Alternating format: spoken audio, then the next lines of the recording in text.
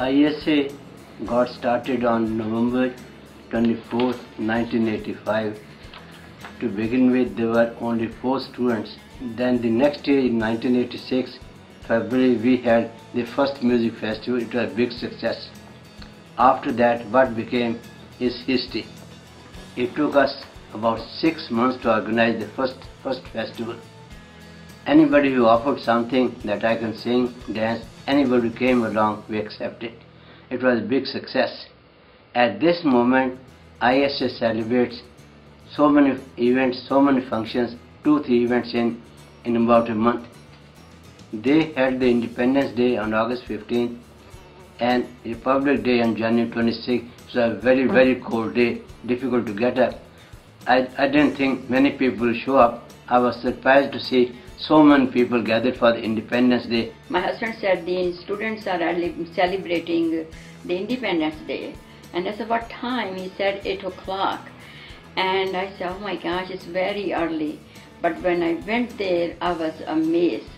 All the students were all dressed up. And both the flag of India and flag of America, that's all there. Everything was so, I felt like I'm in India. And I was so impressed. All these Indian students, they were all dressed up. Not only they got up ready, they had food.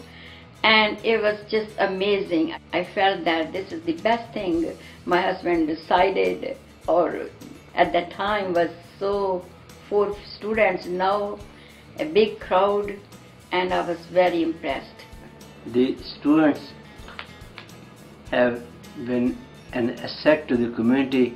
Each of the students from India has done so well that people take pride in them. People think all Indian students are good. And there's a good feeling to have good image, and I give the credit to the Indian students who work so hard and do exceedingly well. Nothing could be better than representing the country in the right way, helping the India's image go up and up like that. We have in the audience a person who did the unusual things. When there was no ISA, he would collect his friends. Oh, come on, this guy is coming from Bombay, this guy coming from Madras, and you'll collect the students to give the transportation from airport to the campus all by himself with the help of his friends. He did this for many years. Not only that, when ISA was started, he was the 2nd president in the year 1986-87. That's the time ISA took up from the ground. He did fantastic. And this guy was, can you guess? He was Dr. Ravi Pendse. The Indian Student Association, I believe, was started back in 1986.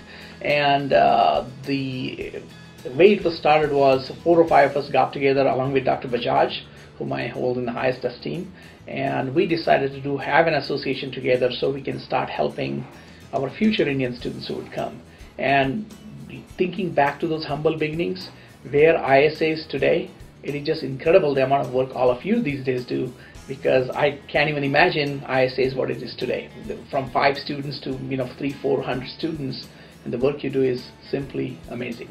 And they're doing this while doing exceptionally well in their classes and voluntarily giving their time to enrich the Wichita State community and Wichita community. What we saw in Century 2 just a few days ago, I mean, all the student groups from WSU who participated, they didn't have to do that, but they practiced months and months and did it, and were able to share a little bit of our culture with the rest of the community, right? I mean, those type of things are what basically stand out in the Indian Student Association, compared to other student organizations. I mean, I see when the international fair occurs, I remember the time, and I know it still occurs, where when we used to have that table displays, the Indian Student Association typically used to sweep all of the awards for the table display. And again, and it's not about one association being better than others. They just work harder at sharing the culture, and it's gratifying to see that their efforts are recognized.